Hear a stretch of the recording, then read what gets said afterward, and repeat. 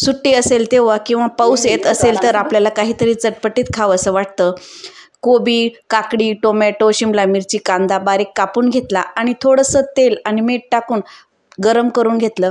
अगदी थोडं थोडं गरम करून घ्यायचं आणि छान असं गरम झाल्यानंतर सर्व एका ताटामध्ये काढून घ्यायचं. एकदम छान असे हे व्हेजिटेबल सँडविच तयार होतात. आता ब्रेड घेतलेला आहे आणि ब्रेडला टोमॅटो सॉस लावून घेत आहे. तुम्ही पिझ्झा सॉसही लावू शकता. दोन्ही ब्रेडला टोमॅटो सॉस लावून घेतला आणि त्यावर ह्या भाज्या अशा पद्धतीने ठेवून घ्यायच्या. यावर तुम्ही थोडंसं बटरही टाकू शकता आणि भरपूर असा चीज किसून टाकायचं. सर्वांना चीज खूप आवडतं. हे भरपूर चीज किसून टाकायचं. दुसरी स्लाईस या सँडविचवर ठेवायची.